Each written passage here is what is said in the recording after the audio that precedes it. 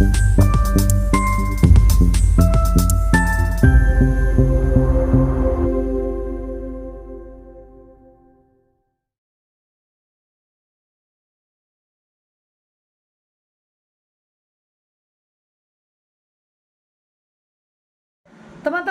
Shalom.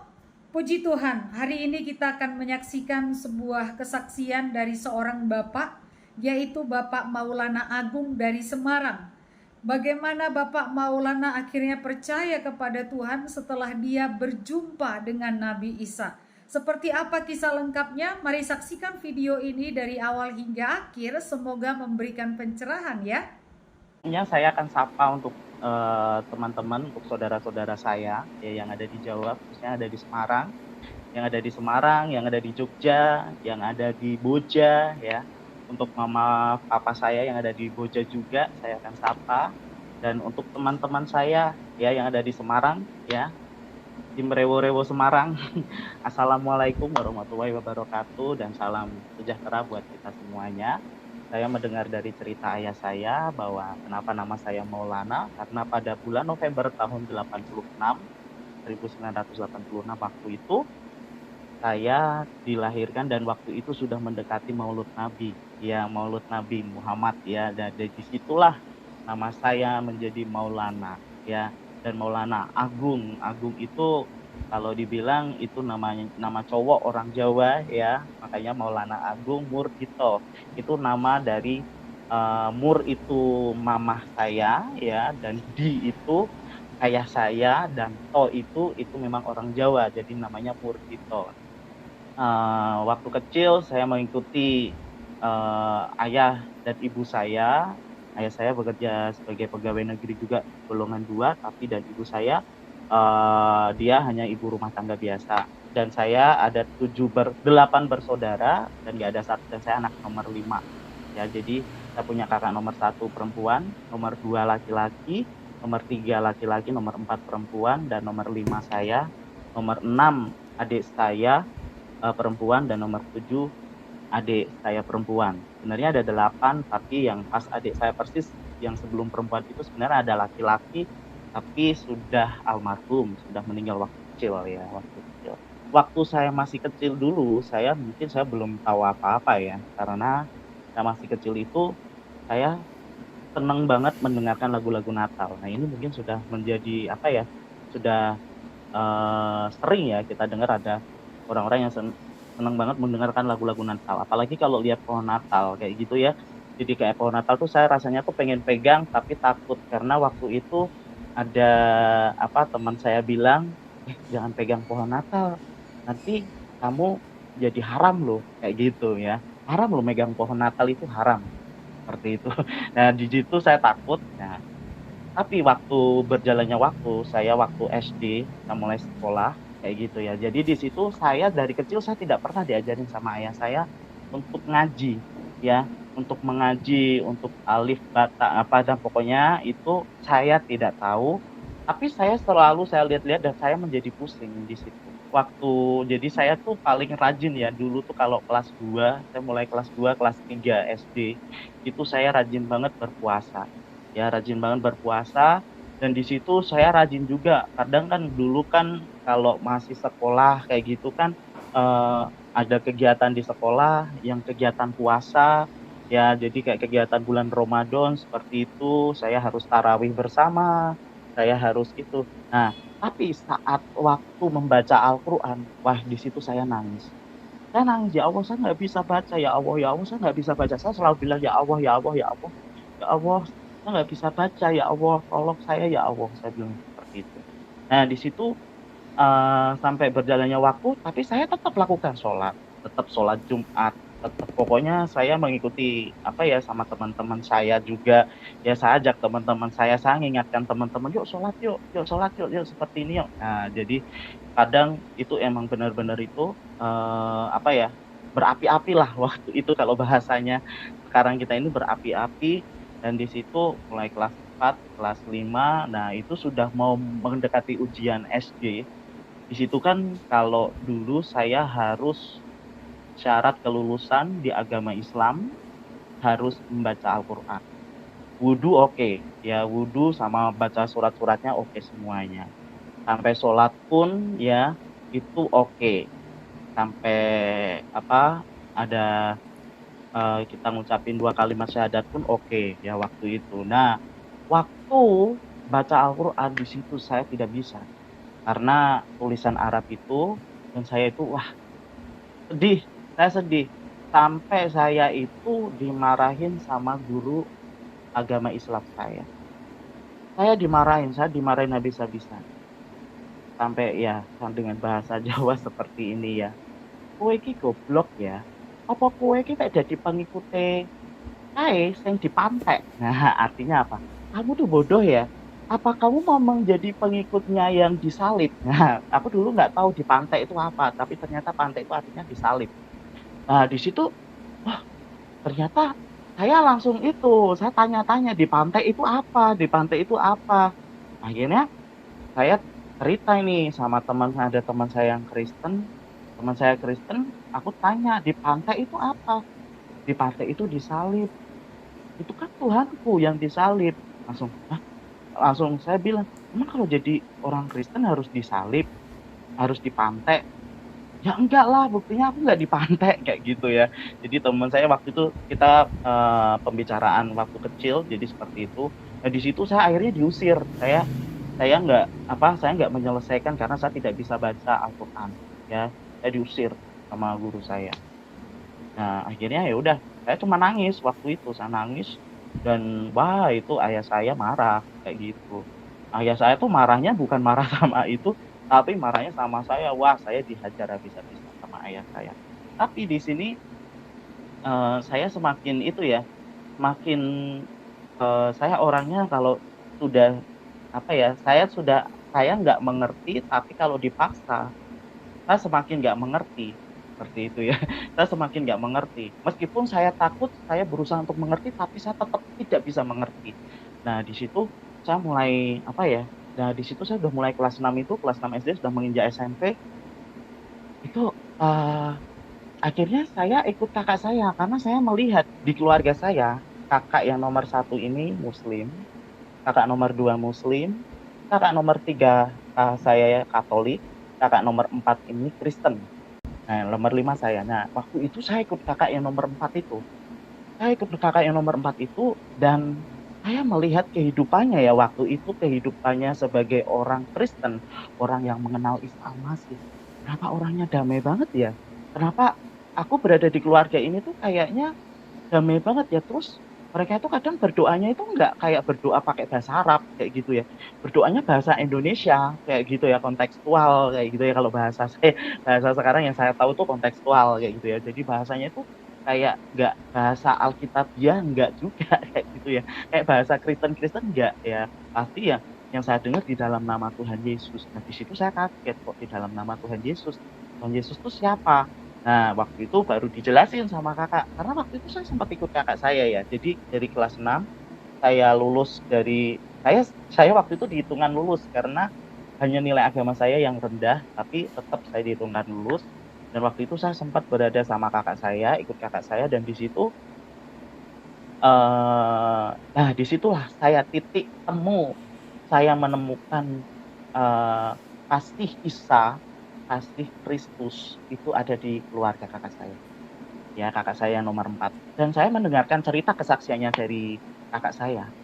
Jadi sebelum kakak saya itu menjadi seorang Kristen, menjadi murtadin ya, bahasanya sekarang bahasa kerennya murtadin.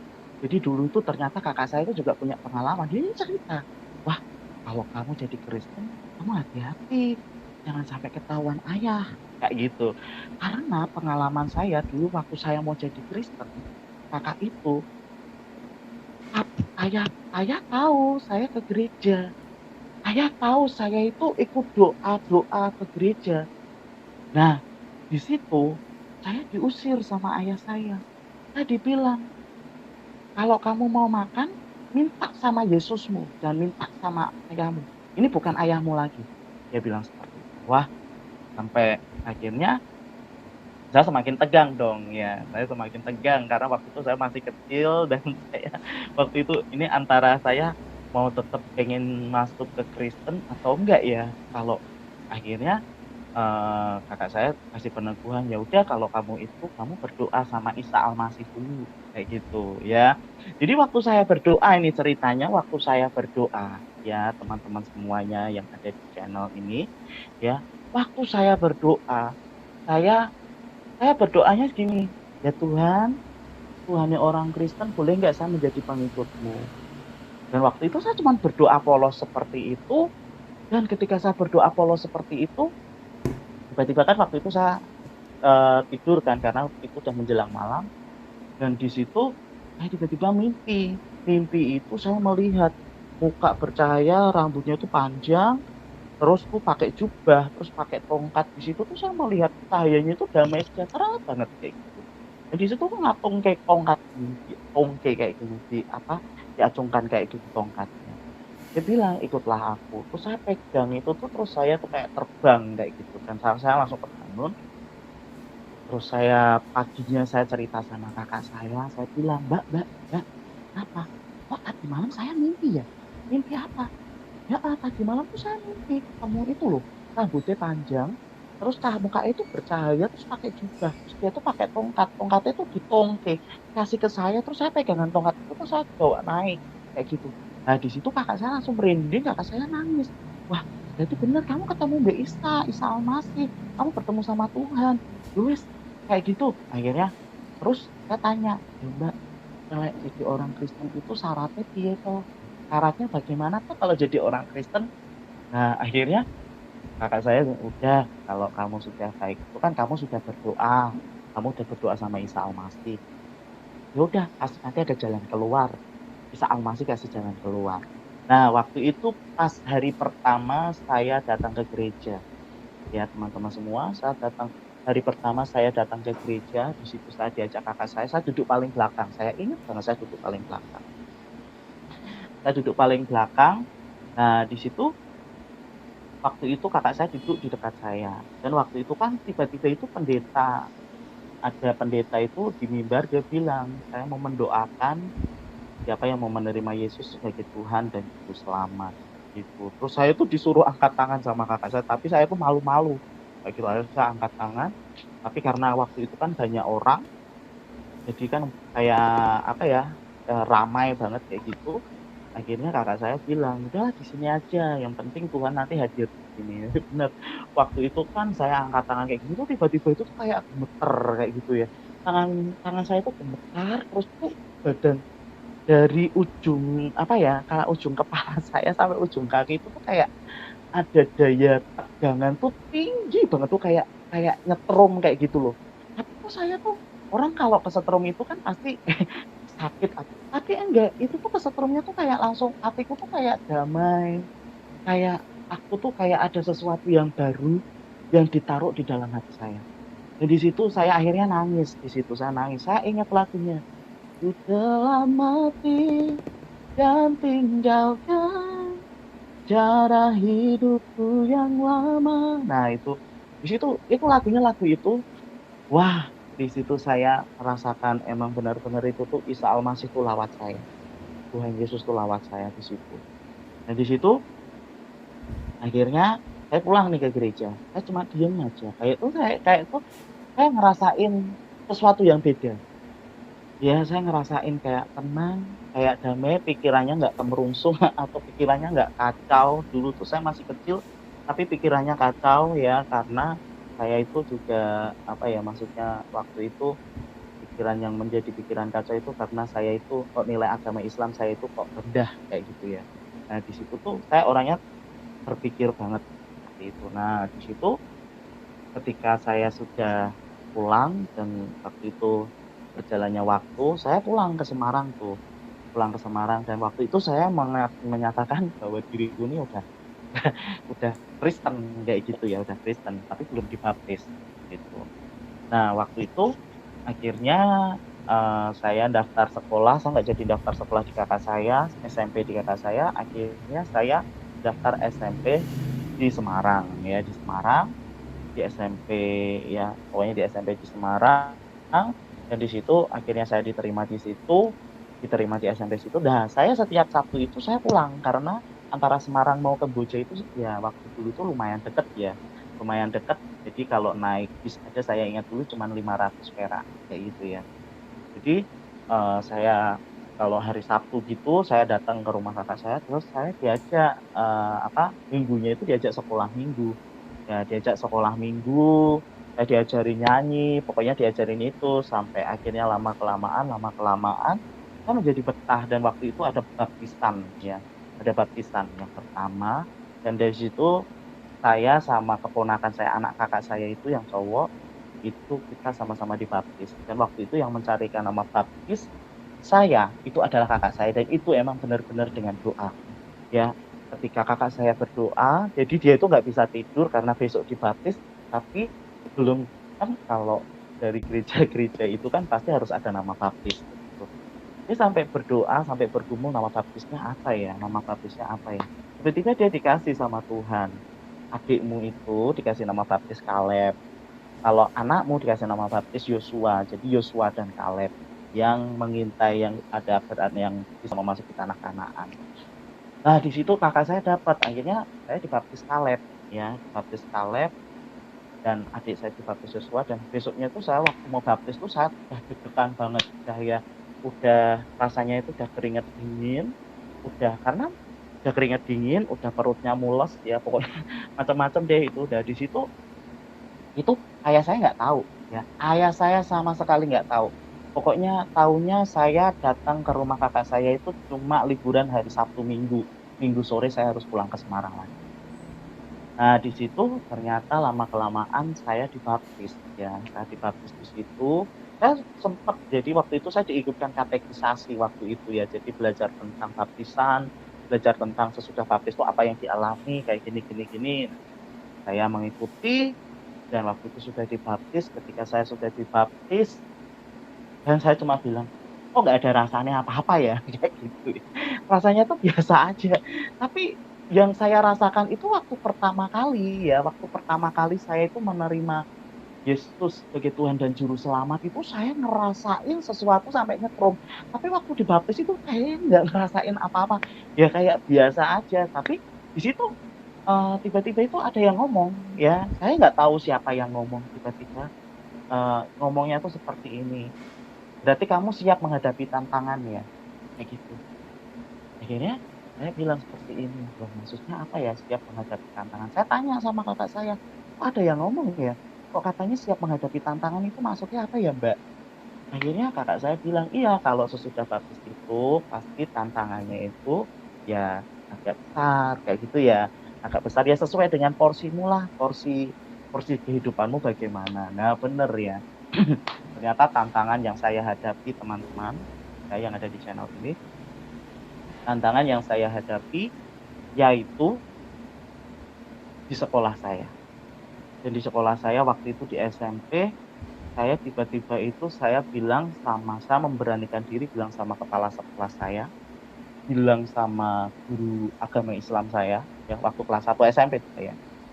Saya bilang, saya mengatakan bahwa saya sekarang udah menjadi Kristen. Nah itu. Itu, jadi kayak ada satu dorongan yang membuat saya itu ngomong sampai mereka sampai kaget semua, sampai dibilang, "Edan," sampai saya dibilang, "Edan," sampai saya dibilang, "Ini anak nggak waras nih," sampai dibilang seperti itu, karena mereka pada nggak setuju. Ya pada nggak setuju, sampai akhirnya saya tetap nekat, saya mengikuti pelajaran agama Kristen waktu itu kelas 1 SMP saya ingat, pelajaran agama Kristen dan di situ saya mengikuti, itu kayaknya sudah semester berapa, sudah mau kenaikan kelas. Di situ wah saya dapat serangan ya, serangannya dari guru saya sampai saya kalau lewat saya dibilang pokoknya dibilang apa ya, dibilang kafir, "Heh, kafir kafir," kayak gitu. Dibilang kayak gitu, ah, pokoknya banyaklah. Tapi di situ tuh saya tuh biasa kalau saya dikata-katain kayak gitu, saya itu tuh biasa ambil batu saya lempar batu kayak gitu. Tapi ini enggak, kok saya dikata-katain kayak gitu saya cuman saya cuman bilang, "Udahlah nggak apa-apa udahlah nggak apa-apa," kayak gitu aja. "Udahlah nggak apa-apa, aku percaya kok Tuhan Yesus sama saya," kayak gitu ya. Jadi di situ saya sudah SMP itu saya sudah mengikuti agama Kristen, dan saya sudah itu, dan ini tantangan yang pertama itu di sekolahan. Ya, tantangan yang pertama sudah ya sama dijalani ya, dijalani tantangan yang pertama, tantangan yang kedua ini di keluarga. Nah, waktu itu saya ingat banget, saya bilang, aku bilang, "Tuhan, kok aku pengen punya Alkitab ya? Aku rak duwe Alkitab, aku nggak punya Alkitab." Akhirnya saya ngumpulin uang dari 100, dari 200, kalau dikasih uang saku sama orang tua, kayak gitu saya kumpulin, kumpulin.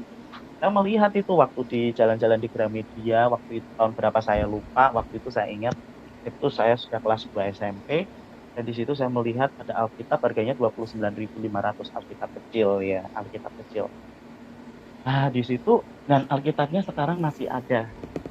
Nah, ini Alkitab saya teman-teman, ini Alkitab waktu saya mengenal Isa yang pertama kali. Nah, ini saya buka dari kantongnya itu udah beberapa generasi nih ya, tapi Alkitabnya masih, nah ini masih utuh ini Alkitabnya ini ya.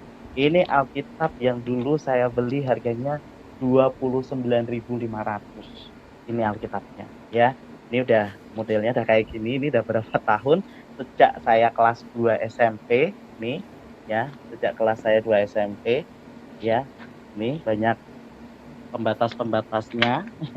Ya banyak coretan-coretannya, ini sudah rusak ya, tapi saya masih, apa ya, masih buat kenang-kenangan saya, bahkan ada yang minta saya nggak kasih, ya. Jadi ini Alkitab. Nah, waktu saya pegang Alkitab, saya beli Alkitab, saya di situ saya ingat banget. Saya mikirnya gini, "Wah, Alkitab ini saya taruh di mana nanti? Kalau di rumah ketahuan ayah saya bilang seperti itu. Akhirnya waktu itu Alkitab saya kasih di tas saya, di tas sekolah saya dan tidak pernah saya keluarkan. Dan kalau saya mau berangkat sekolah kayak gitu ya, saya itu di sekolahan, apa ya, saya berangkat lebih awal, akhirnya saya baca Alkitab. Saya baca Alkitab kayak gini, terus nanti, pas istirahat, saya daripada jajan, saya baca Alkitab. Jadi saya baca-baca Alkitab terus, baca-baca Alkitab.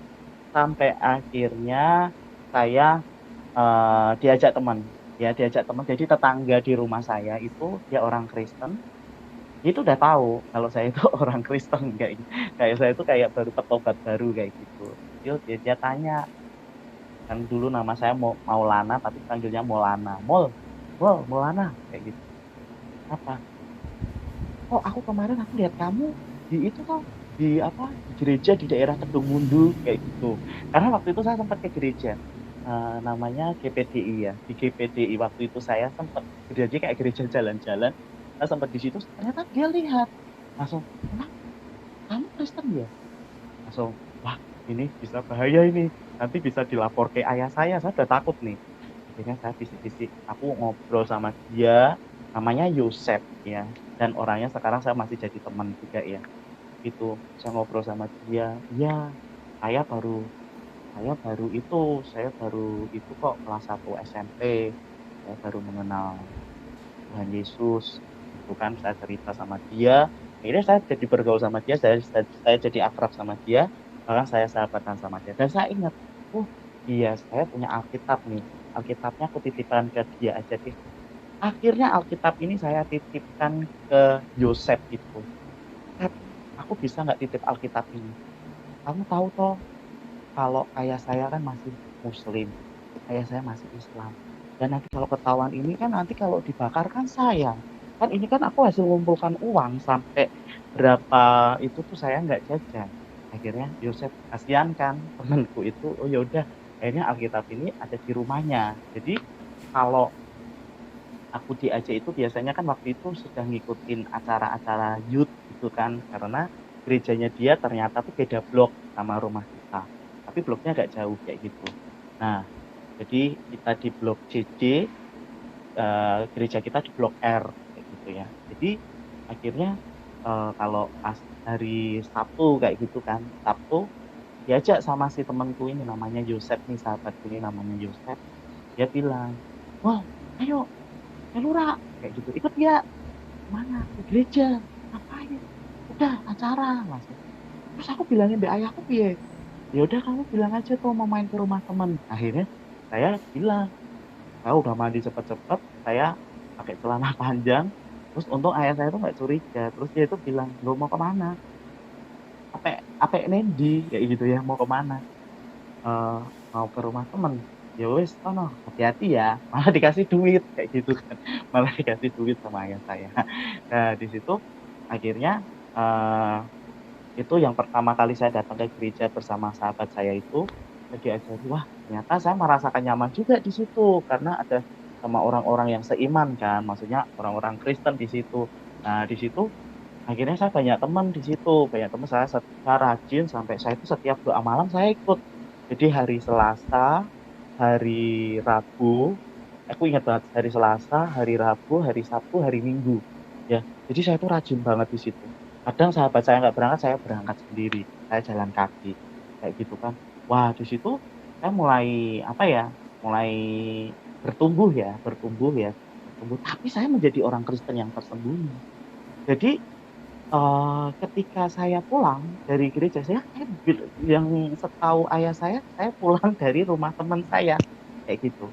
Nah, suatu saat, ya itu, seiring berjalannya waktu, ya, seiring berjalannya waktu dan di situ, eee, akhirnya mama saya tahu, kayak gitu ya. Mama saya tahu dan mama saya tahu bilang, seperti ini saya dipanggil kan sama mama saya, "Aku tahu kamu pergi ke mana?" Kayak gitu kan. Mama saya cuma bilang karena orang, mama saya kan orang Solo ya, orang Solo jadi itu lembut kalau ngomong ya, ya tapi pakai bahasa Jawa kayak gitu ya. "Saya tahu kamu pergi ke mana, tapi ya ingat aja pokoknya jangan sampai ketahuan ayahmu," kayak gitu ya. "Karena kalau ketahuan ayahmu ya udah itu kiamat buat kamu," kayak gitu. Wah saya udah deg-degan kan, waduh ini gimana? Terus akhirnya saya tetap dong, saya tetap jalani, saya tetap, melakukan itu, sampai kadang saya bilang, "Mau ke mana?" Ayah saya, lupa kan aku kan sekarang setiap itu aku main ke rumah temanku." "Oh ya wis, sana hati-hati." Gitu, ayah saya bilang kayak gitu. Dan suatu saat kayak gitu, jadi ceritanya itu waktu hari Natal. Tiba-tiba waktu itu kan saya dari SMP kelas 2 itu sampai SMA kelas 2 itu, saya itu seiring berjalan waktu, saya itu kayak saya nggak menyadari kalau saya itu semakin bertumbuh. Saya bisa gitar, saya bisa mimpin pujian, saya bisa singer, saya bisa main keyboard, ya, saya bisa ngajar di sekolah minggu, saya bisa menyampaikan sharing ya, tapi bukan kayak firman nggak, tapi sharing kayak gitu ya, satu ayat yang saya bisa. Jadi saya nggak sadar kayak gitu kan. Terus tiba-tiba waktu kelas 2 SMA itu tiba-tiba pas ada rapat Natal ya, ada rapat Natal, langsung dibilang, kan waktu itu kan, eee, kalau di gereja nama saya itu panggil kadang Kaleb, kadang Maulana, ya, kayak gitu. Akhirnya, bapak pendeta saya itu dia bilang seperti ini, "Ya udah Lana aja yang WL, yang worship leader di Natal." Wah, langsung saya kaget kan, "Tapi gimana?" Langsung teman-teman saya, "Hei, nggak boleh ditolak ya. Ini tuh berkat buat kamu. Apalagi kan kamu kan petobat baru, ini kamu saatnya buktikan." Nah di situ tuh saya udah deg-degan ini ya teman-teman, saya udah deg-degan, saya udah wah udah, "Duh gimana ya ini gimana ya?" Ya pokoknya saya nggak bisa tidur sampai akhirnya saya doa. Doanya saya gini, "Tuhan, nggak bener saya itu nanti WL," kayak gitu kan. "Kalau emang bener, Tuhan berikan aku kemampuan dong." Tahu yang terjadi, saya itu tiba-tiba saya dimampukan. Saya dimampukan untuk mengatakan iya, kayak gitu. Nah, waktu itu saya katakan iya dan akhirnya saya latihan-latihan ya seperti biasa, saya mengelabui ayah saya dengan alasan saya itu pergi ke rumah teman saya, padahal saya ke gereja, saya latihan buat Natal. Kadang saya ibadah. Nah, waktu itu Natal telah tiba, yaitu bulan Desember. Dan waktu itu ayah saya itu dari pegawai negeri, dari dinas peternakan dimutasi ke kelurahan, ya, dari dinas peternakan golongan 2 dimutasi ke kelurahan, jadi staf kelurahan, di tempat tinggal saya waktu itu. Nah, sebagai petugas kelurahan. Jadi setiap malam itu seorang ayah saya yang petugas kelurahan, staf kelurahan, dia harus keliling dong setiap blok ya, dari blok A sampai blok Z, sampai blok JJ kayak gitu ya. Di situ keliling-keliling dan waktu itu saya nggak tahu kalau ayah saya keliling, dan di situ saya bilang, wah saya angkat tangan, pokoknya di situ tuh ada sukacita Tuhan yang luar biasa, hadirat Tuhan itu luar biasa. Saya lompat-lompat, waktu itu saya ingat banget lagunya, saya ingat nyanyi lagu Sebab Tuhan Maha Besar. Nah, itu tuh saya lompat-lompat kayak gitu.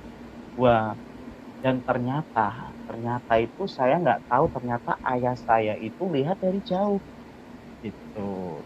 Jadi ceritanya ayah saya lihat dari jauh, dia kan waktu itu dia keliling, itu kok acara rame-rame apa? Oh, acara Natalan. Terus dia lihat, "Loh, itu kok kayak anak saya?" Kayak gitu kan. Tapi ayah saya ternyata masih punya etika, masih punya apa ya, masih punya attitude ya, untuk dia nggak menarik saya dari panggung terus saya diseret pulang, enggak, bukan, ya. Tapi ternyata Roh Kudus itu di situ udah sebenarnya udah mulai bekerja, ya. Roh Kudus itu, Tuhan itu udah mulai bekerja dalam hidup saya.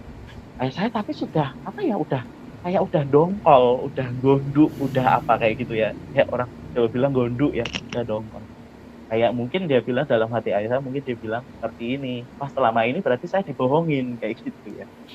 Dan waktu itu saya nggak tahu, tiba-tiba habis WL kan saya kecapean, saya makan, habis makan itu mau makan itu saya mau makan, tiba-tiba adik saya ngabarin,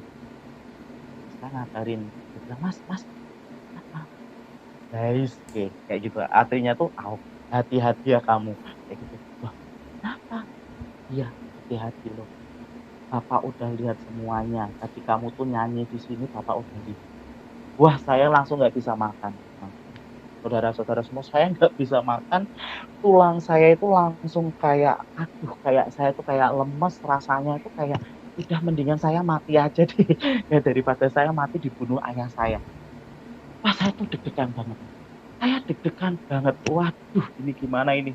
Terus adik saya bilang, "Besok Mas Lana," karena mas saya panggilannya Lana, "Mas Lana harus menghadap Bapak besok. Bapak udah tunggu." Saya nggak berani pulang, saya nggak berani pulang, dan saya tidur di rumahnya Yosef, dan di situ pun saya nggak bisa tidur.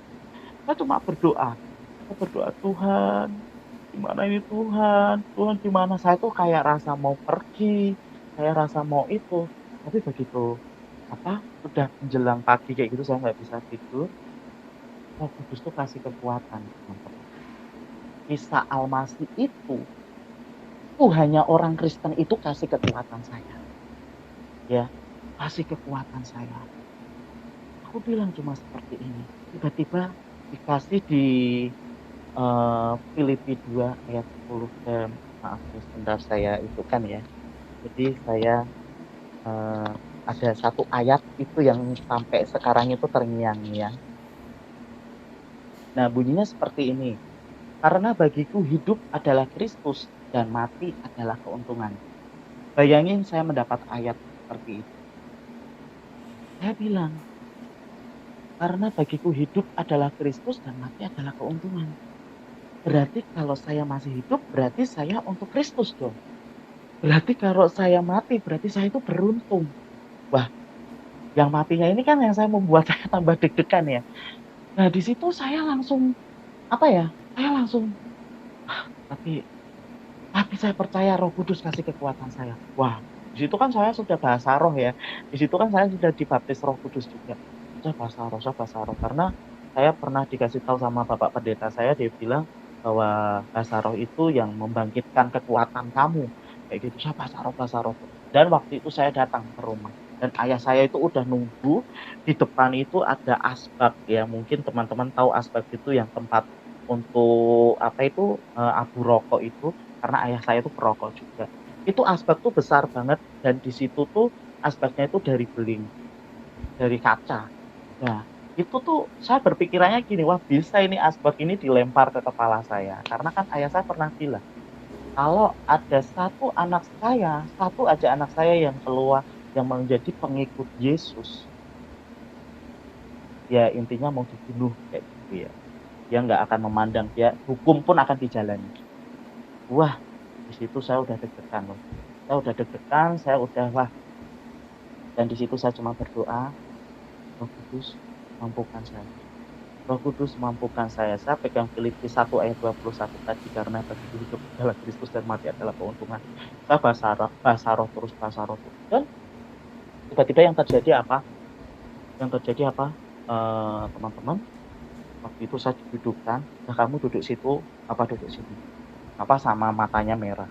Waduh, aku udah takut. Saya udah takut banget gitu. Ternyata papa saya nangis.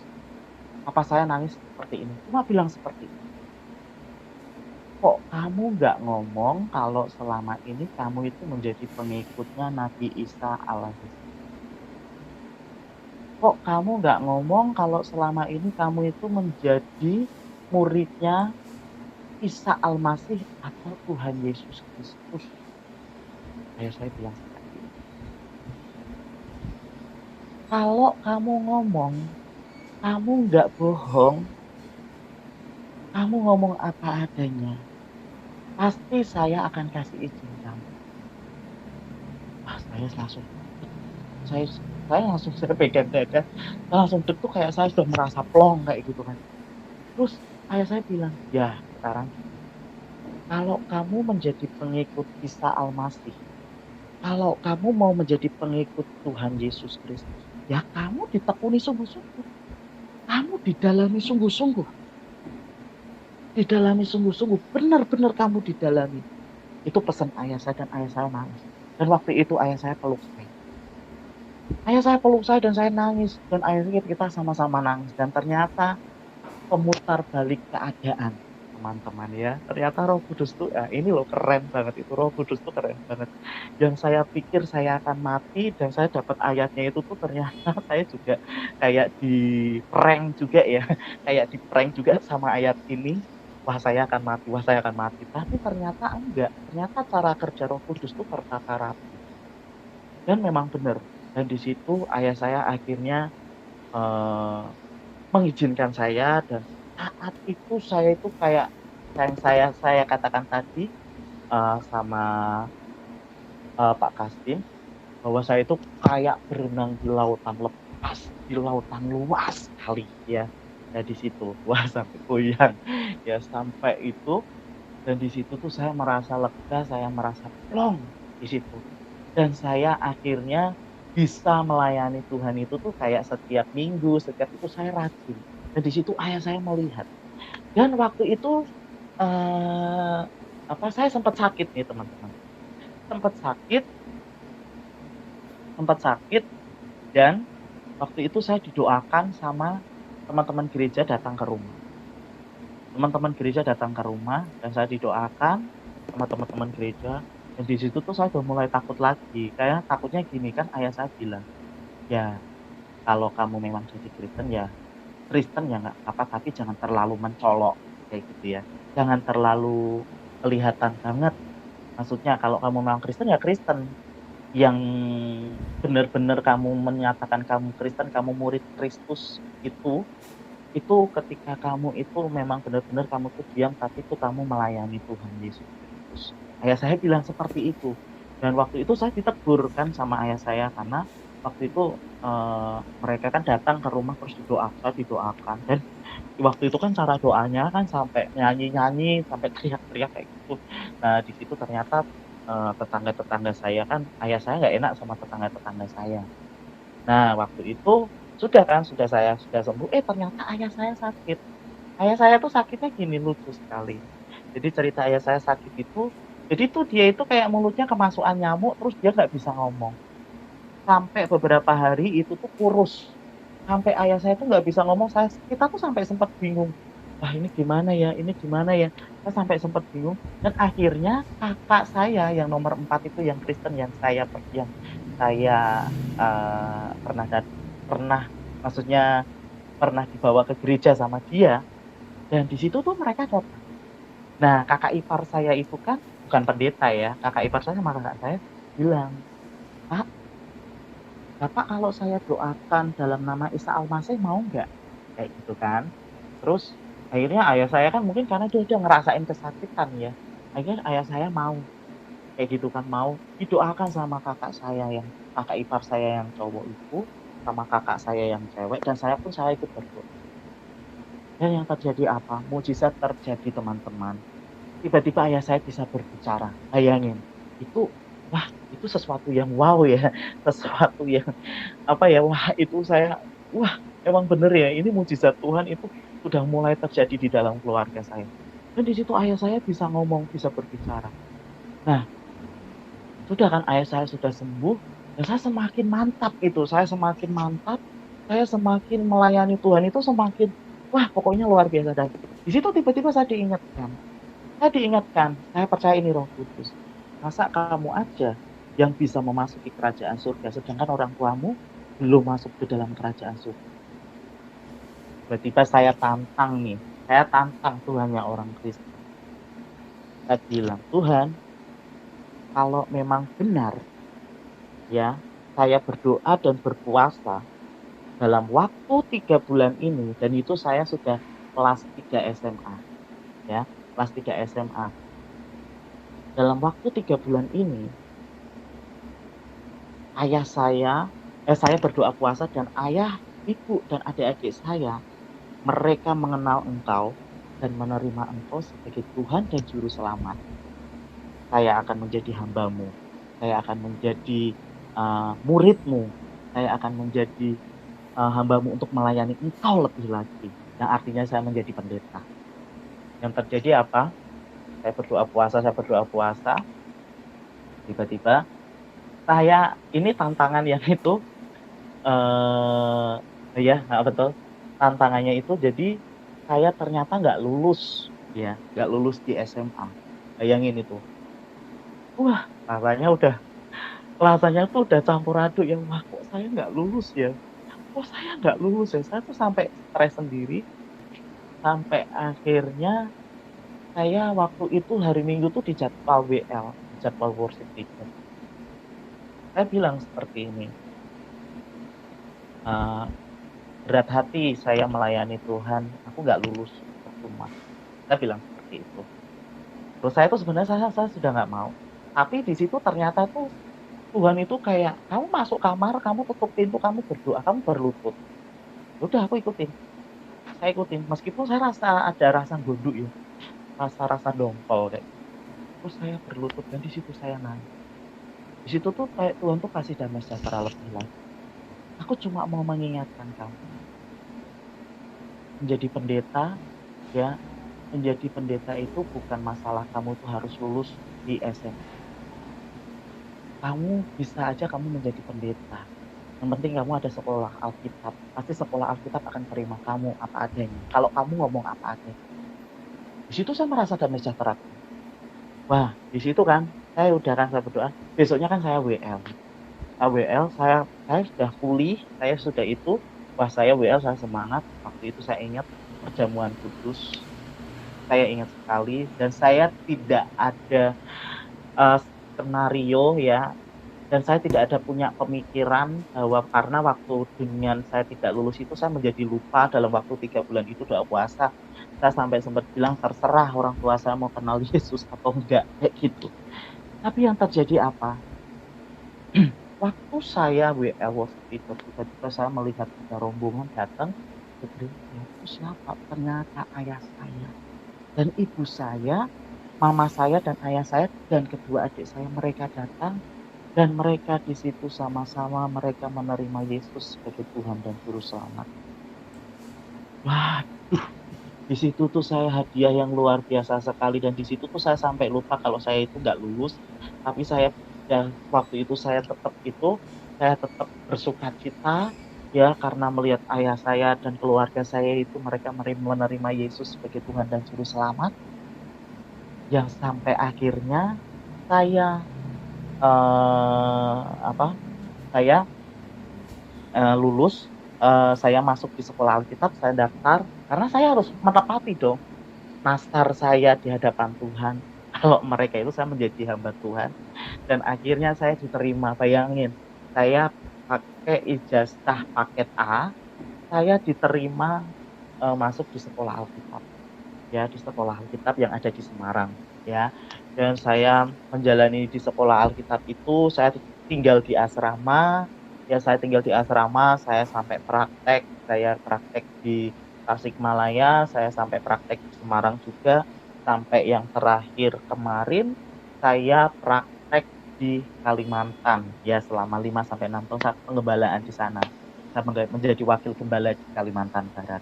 Ya, saya di sana dan yang saya jangkau juga di pedalaman-pedalaman juga ya, karena saya juga orangnya orang misi ya, suka ke pedalaman-pedalaman kayak gitu. Dan di situ tuh saya itu sampai lupa. Saya tuh nggak pernah kontak sama orang tua saya, bagaimana orang tua saya sudah Kristen, bagaimana saya follow up mereka. Enggak, saya nggak follow up karena waktu itu keadaan saya ada di asrama, saya bingung saya mau keluar juga nggak bisa. Saya cuma bilang sama Tuhan. Saya bilang sama Tuhan Yesus, Tuhan, aku ada di asrama STT, demikian juga saya jauh dari ayah dan ibu saya dan adik-adik saya, tolong follow up mereka. Benar, teman-teman, akhirnya malaikat sendiri yang follow up orang tua saya dan adik-adik saya. Yang terjadi apa? Adik-adik saya dengar waktu saya di Kalimantan, saya dengar adik-adik saya itu mereka melayani Tuhan semuanya.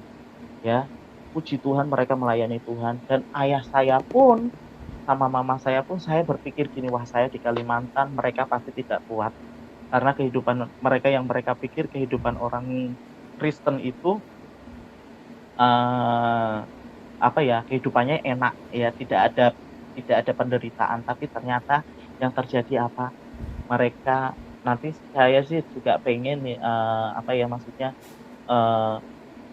kayak ayah saya sih kalau pas ada kesempatan, karena ini di daerah saya di Boja juga sinyalnya kurang bagus juga ya untuk seperti ini. Nanti doakan aja bisa ayah saya nanti juga akan bersaksi sendiri ya. Jadi waktu itu saya dengar cerita dari kesaksian ayah saya, ya saya pulang dari Kalimantan karena di situ tuh saya tuh kayak rindu berat sama orang tua. Karena bayangin 2 tahun, 3 tahun itu tuh saya nggak pulang ya, 3 tahun akhirnya saya pulang ke Semarang dan ternyata saya diceritain dan ternyata orang tua saya ini bayangin, jadi dia ikut sama anaknya yang Kristen itu, kakak saya yang Kristen, dan ternyata diproses juga di situ. Ya diproses juga di situ. Ya itulah namanya Alkitab sudah bilang besi menajamkan dengan besi, manusia menajamkan dengan manusia.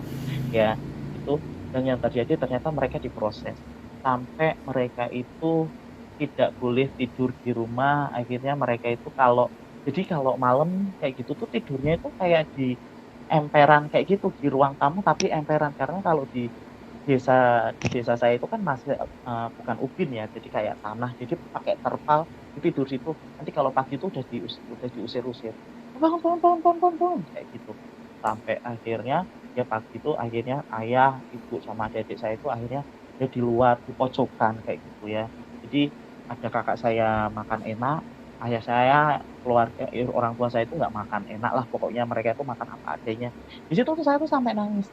Ya ampun Tuhan, kuat banget ya orang tua saya. Sampai yang terjadi teman-teman, eee, orang tua saya itu tidur di kandang kambing dan waktu itu malam Natal. Itu kalau saya masih ingin menceritakan kayak gitu tuh saya rasanya pengen nangis teman-teman ya. Jadi ini kesaksian ayah saya sampai diceritakan aja sampai nangis. Jadi mereka malam Natal itu, mereka tuh ternyata merindukan saya, dan di situ tuh waktu itu malam Natal dan saya di Kalimantan itu saya tuh merasa, "Oh saya pengen ketemu orang tua saya ya. Saya pengen ketemu orang tua saya, kenapa ini?" Dan ternyata yang terjadi teman-teman, di situ saya berdoa, saya mengingat malam Natal. Waktu itu saya berdoa, saya bilang sama Tuhan, "Tuhan tolong saya nggak bisa telepon orang tua saya karena di Kalimantan tidak ada sinyal." Ya, di Kalimantan tidak ada sinyal. Saya tidak bisa telepon mereka, mereka pun nggak punya telepon, mereka pun nggak punya handphone. Tolong lawat mereka Tuhan malam Natal ini. Yang terjadi apa teman-teman? Ternyata ayah saya itu tuh nangis. Dia doa, jadi mama saya udah tidur, mama saya udah istirahat, jadi tidurnya itu di kandang kambing ya. Jadi kalau ada kandang kambing, di sebelahnya itu kandang kambing, ada kambing, di sini tuh kayak buat jaga. Kalau mereka bilang tuh kayak cakro kayak gitu ya, apa itu, kayak posnya kayak gitulah di situ. Jadi, mama saya sama adik saya itu tidur di situ. Jadi adik saya yang pertama itu dia udah kerja, jadi adik saya yang kedua ini kan yang terakhir ini kan yang masih sekolah, dia tidur di situ dan ayah saya itu nangis, dia itu berdoa sama Tuhan, dia bilang, "Tuhan Yesus, saya tetap mau sabar," kayak gitu. "Dalam keadaan apapun saya tetap mau jaga iman saya kepada Engkau." Ayah saya bilang seperti itu dan yang terjadi apa? Ayah saya tuh ditampakin ada satu titik cahaya. Saya merinding. Satu titik cahaya itu tuh semakin dekat semakin dekat semakin dekat, terus dia itu melihat kayak titik cahaya itu tuh kayak menjadi jubah ungu, terus tuh penuh dengan cahaya kemuliaan. Nah, di situ tuh ayah saya tuh sampai sujud, ayah saya tuh sampai nangis dan di situ tuh 24 Desember pas malam Natal persis. Di situ ternyata Tuhan Yesus, Isa Almasih, dia datangi ayah saya. Dan yang terjadi apa? Yang terjadi besoknya mereka Natalan tuh. Mereka Natalan sampai yang saya itu tuh sampai apa ya, ketika ada di gereja itu bukannya orang-orang gereja itu tuh bukannya merangkul apa, tapi ayah saya sama mama saya tuh kayak dijauhin kayak gitu kan, waktu itu tuh Natal. Dan di situ saya merasakan banget cerita dari ayah saya pun saya merasakan banget. Dan di situ ternyata tuh memang benar-benar Tuhan luar biasa pelihara. Yang terjadi ayah saya dikasih rumah kecil kayak rumah gubuk kayak gitu ya, rumah gubuk kayak gitu. Jadi kayak rumah papan kayak gitu, disuruh bayar berapa kayak gitu, murah banget. Dan ternyata ya puji Tuhan bisa di situ dan ayah saya pun, masaknya dia harus cari kayu ke hutan. Jadi udah kayak kehidupan orang-orang di desa kayak gitu dan waktu itu saya juga melihat juga, maksudnya mereka juga kuat ya, bahkan sampai sekarang ini teman-teman, mereka itu masih kuat ya di dalam Tuhan dan juga ya sekarang ya tinggalnya juga sekarang juga sudah di rumah yang sudah kita sama-sama sewakan sama adik, sama kakak saya juga, sama saya, ya kita sewakan rumah ya supaya mereka juga bahagia di masa tuanya dan saya cuman pesen aja sama mereka itu bahwa, eee, kehidupan sekarang masa-masa tua ini, ya udah kita utamakan Kristus aja. Utamakan kita mencari Tuhan aja, mencari Tuhan selalu, mencari Tuhan terus, mencari Tuhan selalu. Dan yang terjadi sampai sekarang mereka praktekkan dan papa dan mama saya sampai sekarang pun dalam keadaan sehat. Ya kalaupun sakit, ya sakit orang tua kayak asam urat, kayak asam lambung ya, kayak gitulah pokoknya ya. Tapi Tuhan tuh masih kasih kekuatan dan kemampuan ya. Puji Tuhan, kita sudah menyaksikan kesaksian dari Bapak Maulana Agung dari Semarang. Sebelumnya dia bermimpi bertemu dengan Nabi Isa dan mimpi tersebut membuatnya tidak bisa tidak dibaptiskan ataupun untuk mengikut Tuhan Yesus dan menjadi pelayan Tuhan, bahkan menjadi seorang pendeta. Bukan hanya dia, saudara-saudaranya juga menjadi percaya kepada Tuhan Yesus. Dan yang menariknya, kedua orang tuanya juga percaya dan mengikut Tuhan Yesus seumur hidup mereka. Sekalipun di dalam perjalanan kehidupan mereka tidak selalu mudah, ada tantangan, ada kesusahan setelah mereka percaya dan menerima Tuhan Yesus. Teman-temanku, firman Tuhan berkata di dalam Filipi 4 ayat 13. Segala perkara dapat kutanggung di dalam Dia yang memberikan kekuatan kepadaku. Artinya, di dalam kehidupan kita sebagai orang percaya sekalipun, tidak berarti bahwa perjalanan hidup ini akan selalu mulus. Pasti ada tantangan, pasti ada kesulitan, dan ada penderitaan. Tetapi jika setiap orang percaya, ingat untuk bersandar kepada Tuhan, untuk menyerahkan diri yang lemah ini kepada Tuhan, maka Tuhan kekuatannya itu akan dialirkannya untuk boleh menopang hidup orang percaya agar tidak jatuh, agar tidak menjadi lemah dan tidak menyerah, tetapi ada kekuatan untuk menghadapi persoalan apapun juga. Itu sebabnya setiap orang Kristen jika bersandar kepada Tuhan selalu ada kekuatan baru yang dialirkan di dalam kehidupan orang percaya agar mampu dari hari ke hari menjalani kehidupan yang berkenan kepada Tuhan. Karena itu teman-temanku, setelah engkau percaya kepada Tuhan Yesus, jika engkau menghadapi banyak masalah ataupun kesusahan, ingatlah satu hal, bahwa ada Tuhan Yesus yang tidak mungkin meninggalkan engkau. Dia akan selalu menyertaimu, dia akan selalu menopangmu. Maka andalkanlah dia agar engkau berkemenangan menjalani kehidupan untuk tetap percaya dan beriman kepada Tuhan Yesus. Berkat-Nya menyertai dan memberkati.